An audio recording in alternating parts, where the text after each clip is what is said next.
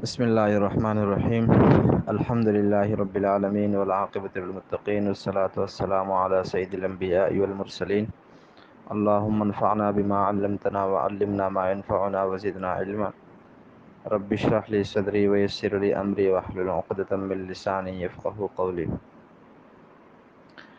الحمدللہ ترجمہ اور تفسیر کا جو ہمارا ایک سلسلہ ہے، اس میں ہم قرآن کریم کے 30ویں پارے یعنی عامہ کے اب تک 11 صورتیں مکمل کر چکے ہیں اور آدھا پارہ ہمارا ہو چکا ہے۔ آج ہم اس سپارے کی 12ویں صورت سورۃ الفجر کا آغاز کرنے والے ہیں۔ تو سورۃ الفجر اور سورۃ الغاشیہ یہ دو صورتیں ہیں۔ ان دونوں صورتوں کے درمیان ربط اور مناسبت بالکل واضح ہیں، کیونکہ پچھلی صورت کے اندر جو بنیادی مضامین تھے وہ قیامت کے حقانیت کو بیان کرنا تھا، اور وہی بات اس صورت کے اندر بھی بیان ہوئی ہے۔ اسی طرح اس سورۃ الغاشیہ کے اندر اچھے اعمال پر جو اللہ کی طرف سے بدلہ ملے گا اور برے اعمال پر جو سزا ملے گی، تو اس جزا اور سزا اس کا جو نظام اللہ نے قائم کیا ہے اس کو پچھلی صورت کے اندر بھی ثابت کیا گیا تھا، اور اس صورت کے اندر بھی اس جزا اور سزا کے نظام کو ثابت کریں گے۔ اس صورت کے اندر کل 30 آیات ہیں، اور یہ صورت مکہ مکرمہ کے اندر نازل ہوئی ہے۔ اس صورت کا جو شان نزول ہے وہ مشرکین مکہ اور کفار کی طرف سے اسلام کے کچھ عقائد کے اوپر کچھ اعتراضات تھے، ان کے کچھ شبہات تھے، تو ان اعتراضات اور ان شبہات کو دور کرنے کے لیے اس صورت کو اللہ نے نازل فرمایا ہے۔ ان کے جو بنیادی شبہات تھے وہ دو تھے۔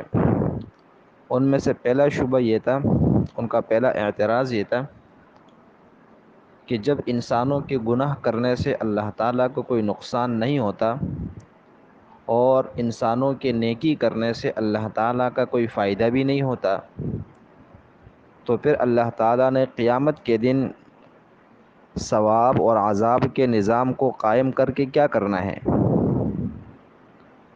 یہ تو بالکل بیکار سی بات ہے اور بالکل فضول سا کام ہوگا، کیونکہ جب انسانوں کے گناہ سے اللہ کے خدائی پر، اللہ تعالیٰ کے ربوبیت پر کوئی فرق نہیں پڑتا، اور انسانوں کے نیکی کرنے سے، اچھے اعمال کے کرنے سے اللہ تعالیٰ کی خدائی میں کوئی اضافہ نہیں ہوتا، تو پھر یہ جزا اور سزا کا نظام کیوں نافذ کیا جائے گا؟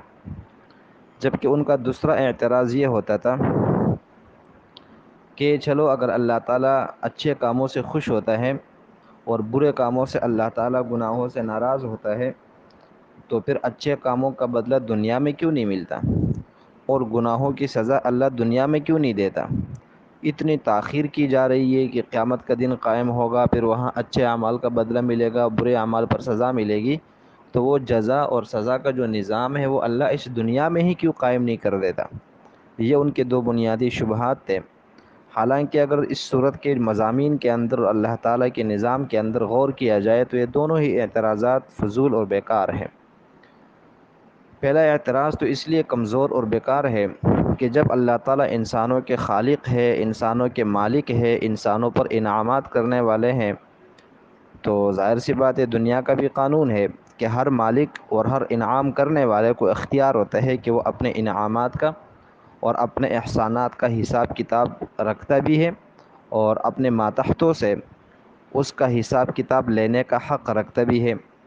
اب چاہے اس حساب کتاب لینے میں کسی کا فائدہ ہو نہ ہو، کسی کا نقصان ہو یا نہ ہو، لیکن ایک مالک ہونے کے حیثیت سے اور ایک انعامات اور احسانات کرنے والے کے حیثیت سے اس کو مکمل اختیار ہوتا ہے کہ وہ اپنے اچھائیوں کا، اپنے انعامات کا بھی حساب رکھیں اور اپنی سزا کا بھی حساب رکھیں، اگرچہ اس میں کسی کا فائدہ ہو، کسی کا نقصان ہو یا نہ ہو۔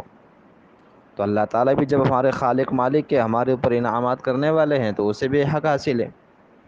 باقی یہ ہے کہ اللہ تعالیٰ نے پھر دنیا کے اندر یہ نظام کیوں قائم نہیں کیا؟ تو وہی دے کہ دنیا تو اعمال کی جگہ ہے، دنیا بدلے کی جگہ تو ہے نہیں، لہٰذا دنیا دار الجزا نہیں ہے بلکہ دار العمل ہے۔ یہاں انسانوں کو عقل دے کر، انبیاء دے کر، کتابیں نازل فرما کر ان کو اختیار دے دیا گیا ہے، لہٰذا مرنے تک جو کچھ کرنا ہے کریں، اللہ تعالیٰ آخرت کے اندر اس کا حساب لے گا۔ اب یہ ایک بات کہ جی وہ اعمال کی جگہ کوئی اور ہے، سزا کی جگہ کوئی اور ہے، تو یہ تو عجیب بات ہے۔ تو یہ کوئی عجیب بات نہیں ہے، دنیا میں بھی ہم دیکھیں تو کام کی جگہ اور ہوتی ہے، بدلے کی جگہ اور ہوتی ہے۔ انسان جرم سڑک پر کرتا ہے، گھر میں کرتا ہے، بازار میں کرتا ہے، سزا اس کو تانے میں ملتی ہے، بازار میں کوئی قانون سزا نہیں دیتا۔ انسان جو ہے نا وہ اپنی ڈیوٹی، اپنی نوکری آفس میں کرتا ہے، کسی ادارے میں کرتا ہے، ایک تنخواہ اس کو بینک سے ملتی ہے۔ تو یہ تو دنیا کے اندر بھی ہم دیکھتے ہیں کہ انسان کام کہیں اور کرتا ہے، بدلہ اس کو کہیں اور سے ملتا ہے۔ اس لیے اللہ تعالیٰ نے اگر دنیا کے نظام کے بعد قیامت کا نظام سزا اور جزا کر رکھا ہے تو اس میں اعتراض کرنے والی کوئی بات نہیں ہے۔ چونکہ اس صورت کے اندر کل 30 آیتیں ہیں، تو چند آیت کا ترجمہ ہم آج کرتے ہیں اور پھر انشاءاللہ کل ہم ان آیات کی تفسیر کریں گے۔ چنانچہ اللہ تعالیٰ کا ارشاد ہے، اعوذ باللہ من الشیطان الرجیم، بسم اللہ الرحمن الرحیم، والفجر، قسم ہے صبح کے وقت کی، قسم ہے فجر کی۔ اب فجر سے کون سا فجر مراد ہے، کون سے دن کی صبح مراد ہے، یہ ہم انشاءاللہ تفسیر میں بتا دیں گے۔ تو والفجر، قسم ہے فجر کی، ولیال عشر، اور قسم ہے 10 راتوں کی، والشفع والوتر، اور قسم ہے جفت کی اور طاق کی، والشفع جفت جوڑی جوڑی، والوتر اور طاق بغیر جوڑی کے، واللیل اذا یسر، اور قسم ہے رات کی، اذا یسر جب وہ ڈھل جائیں، حل فی ذالک قسم لذی حجر، بے شک ان قسموں کے اندر، ان اوپر جو قسمیں اٹھائی گئی ہے ان قسموں کے اندر بہت بڑی قسم ہے، لذی حجر عقل والوں کے لیے۔ یہ اگر کوئی آدمی عقل والا ہے، اللہ نے اس کو عقل دی ہے، سمجھ دی ہے، تو جو مذکورہ چیزوں کی قسمیں اٹھائی گئی ہیں ان قسموں کے اندر جو عبرت ہے، تو یہ نصیحت کرنے کے لیے اور نصیحت حاصل کرنے کے لیے، عبرت کے لیے کافی ہے۔ الم تر کیف فعل ربک بعاد، کیا آپ کو معلوم نہیں کہ آپ کے رب نے کیا کیا ہے بعاد، قوم عاد کے ساتھ۔ کون سے قوم عاد؟ ارم، جو ارم ہے، قوم ارم ہے، ذات العماد، جو اونچے اونچے ستونوں والے ہیں، اونچی اونچی عمارتوں والے ہیں۔ الم تر کیف فعل ربک بعاد، کیا آپ کو معلوم نہیں کہ آپ کے رب نے کیا کیا ہے بعاد، قوم عاد کے ساتھ۔ کون سی قوم عاد؟ ارم، جس کو قوم ارم بھی کہا جاتا ہے۔ ذات العماد، وہ کیسی قوم تھی؟ اونچی اونچی عمارتیں بنانے والی تھی، یا پھر ذات العماد کا دوسرا معنی یہ ہے کہ جن کے قد جو ہے وہ ستونوں کی طرح تھے، لمبے قد و قامت والے تھے۔ التی لم یخلق مثلها فی البلاد، وہ قوم کہ لم یخلق مثلها، جن کی مثل اور جن جیسے لوگ پیدا نہیں کیے گئے، فی البلاد، شہروں میں یعنی دنیا میں، وہ ایسی قوم تھی کہ ان جیسی قوم دنیا کے اندر پیدا نہیں کی گئی۔ وثمود الذین جابوا الصخر بالواد، اور آپ کے رب نے کیا کیا ہے اس قوم سمود کے ساتھ، الذین جابوا الصخر، جو تراشتے تھے، جو چیرتے تھے، الصخرہ چٹانوں کو، پتھروں کو، بالواد، وادی قرا میں، جس وادی میں وہ رہتے تھے وہاں چٹانوں کو تراش کر، چٹانوں کو چھیل کر اس کے اندر گھر بناتے تھے۔ وفرعون ذی الاوتاد، اور آپ کے رب نے کیا کیا ہے فرعون کے ساتھ، ذی الاوتاد، جو کیلوں والا تھا، جو میخوں والا تھا۔ الذین طغوا فی البلاد، یہ سارے کے سارے وہ لوگ تھے، الذین طغوا فی البلاد، جنہوں نے سرکشی کی دنیا میں، فاکثروا فیہا الفساد، اور بہت زیادہ فساد مچائے رکھا اس دنیا میں۔ فاصطب علیہم ربک صوت عذاب، تو پھر آپ کے رب نے ان کے اوپر برسایا، فصب علیہم، برسایا ان کے اوپر، رب کا، آپ کے رب نے، صوت و عذاب، عذاب کا کوڑا۔ ان ربک لبالمرصاد، بے شک آپ کا رب جو ہے وہ گھات میں ہے، یعنی آپ کا جو رب ہے اس کو انسانوں کے تمام اچھے اور برے اعمال کی مکمل خبر ہے، اور انہی اعمال کے حساب سے اللہ تعالیٰ قیامت کے دن ان کو سزا بھی دے گا۔ پہلی قسم والفجر، قسم ہے فجر کی۔ اب سوال یہ ہے کہ یہاں پر فجر سے مراد کون سے فجر ہیں؟ اس حوالے سے علماء مفسرین کے مختلف اقوال ہیں۔ ان میں سے پہلا قول یہ ہے کہ فجر سے مراد ہر روز اور روزانہ کی صبح مراد ہے، روزانہ کو فجر مراد ہے۔ اس میں کوئی خاص دن مقرر نہیں ہے، بس روزانہ جب صبح فجر کا وقت آتا ہے تو فجر مراد ہے۔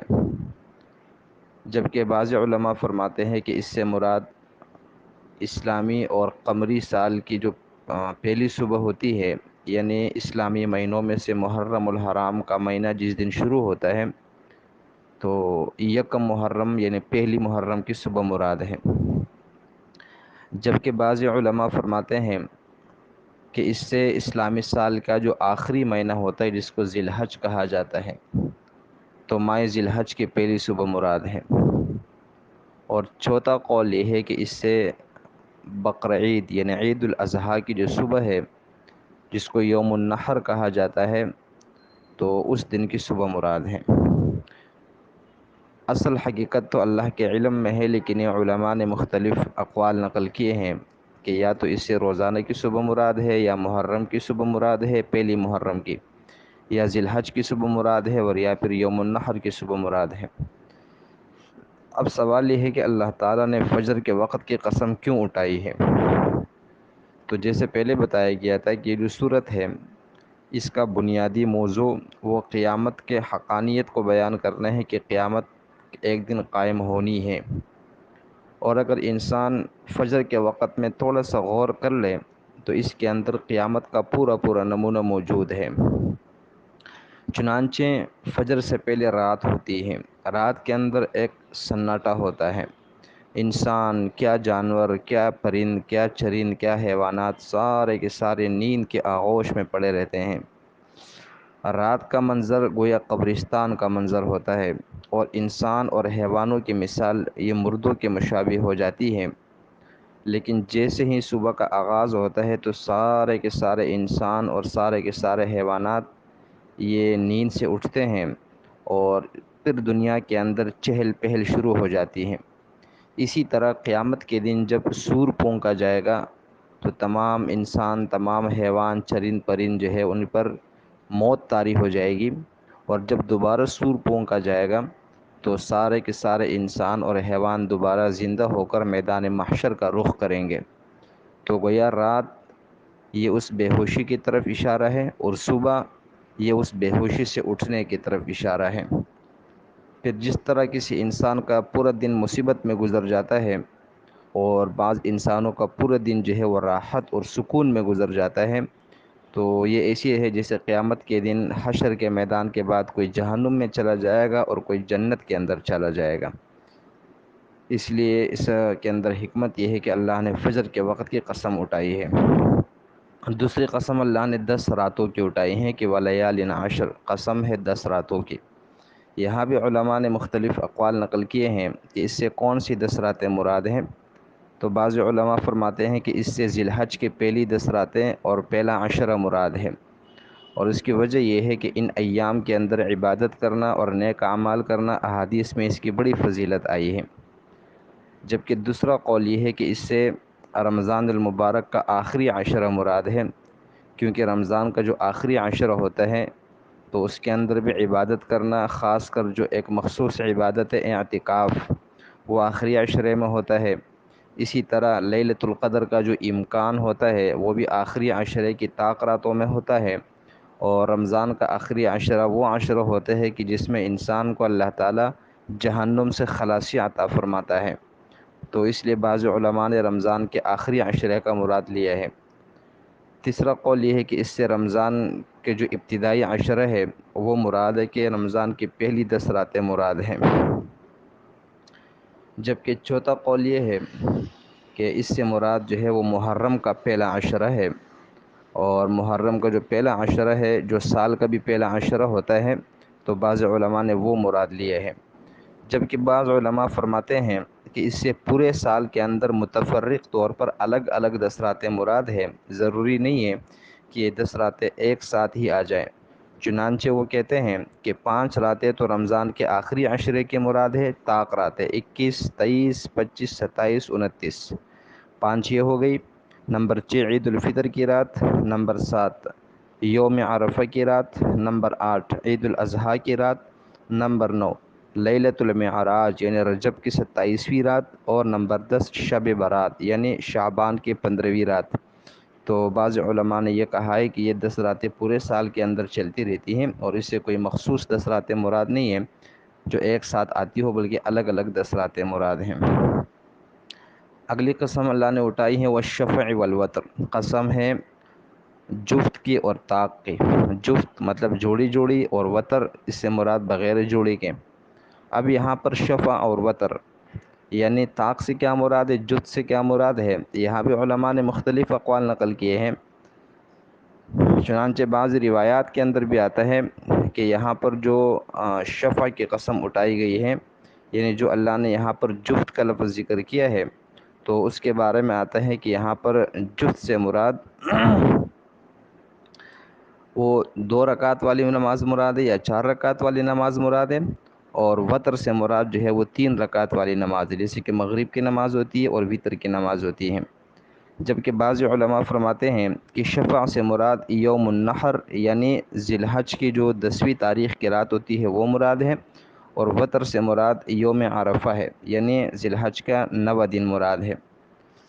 جبکہ بعض علماء یہ کہتے ہیں کہ شفع سے مراد تمام مخلوقات ہے اللہ کے علاوہ، اس لیے کہ تمام مخلوقات کو اللہ نے جوڑی جوڑے پیدا کیا ہے، اور وتر سے خود اللہ کی ذات مراد ہے، اس لیے کہ اللہ تعالیٰ کی جو ذات ہے وہ طاق ہے، اللہ کی کوئی جوڑی نہیں ہے، اور اللہ کا کوئی جوڑی دار نہیں ہے۔